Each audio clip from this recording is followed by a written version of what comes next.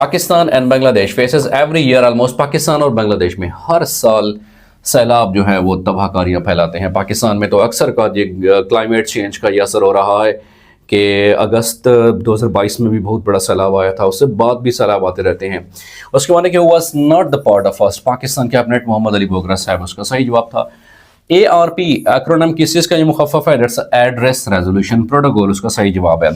उसके बाद है कि द पेंटेड जो वॉल्यूम यहाँ पे दिया हुआ था रिस्पेक्टेड स्टूडेंट्स कि वॉल्यूम इतना है, और याद रखिएगा वॉल्यूम हमेशा क्यूब में होता है, और वॉल्यूम का जो फार्मूला होता है रिस्पेक्टेड स्टूडेंट्स याद रखिएगा वो होता है side multiplied by side multiplied by side, side side side, ठीक है। अब वॉल्यूम क्या है? से फॉर एग्जांपल वो है 64 है जी।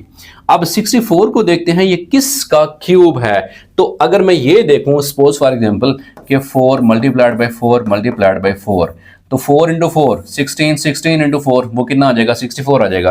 तो अगर मैं वॉल्यूम लिख दूं for example that is 4 multiplied by 4 multiplied by 4, इसका मतलब है हर एक साइड क्या आ रही है? वो 4 आ रही है।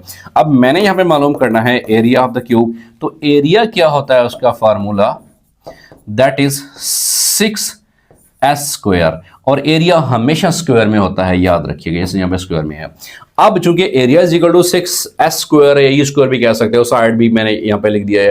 तो area is equal to 6 multiplied by, एक साइड कितनी थी? 4 आ रही है, तो मैं 4 का स्क्वायर लिख दूंगा जी। इसका मतलब है कि 6 मल्टीप्लाइड बाई 16, तो इसको जब 16 को मल्टीप्लाई करो 6 के साथ दैट इज 96 सेंटीमीटर स्क्वायर, और हमेशा एरिया जो है वो स्क्वायर में होता है, जबकि वॉल्यूम जो होता है वो हमेशा क्यूब में होता है, याद रखिएगा। चाहे वो क्यूबिक सेंटीमीटर है, चाहे क्यूबिक मीटर या क्यूबिक डेसीमीटर है। तो उसके हवाले से ये मैथ के हवाले से ये सवाल था, और उसका सलूशन आसान तरीन तरीके से मैंने यहाँ पे आपको समझा दिया है बेटा।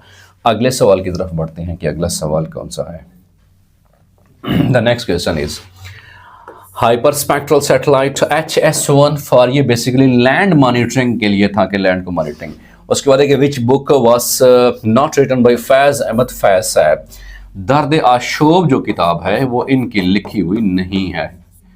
दर्द आशोब किसकी लिखी हुई किताब है? अहमद फराज साहब की लिखी हुई किताब है कि और फराज चाहिए कितनी मोहब्बतें तुझे, माओ ने तेरे नाम पे बच्चे का नाम रख दिया। तो फैज़ अहमद फैज़ साहब जो हैं उनकी ये किताब लिखी हुई नहीं है।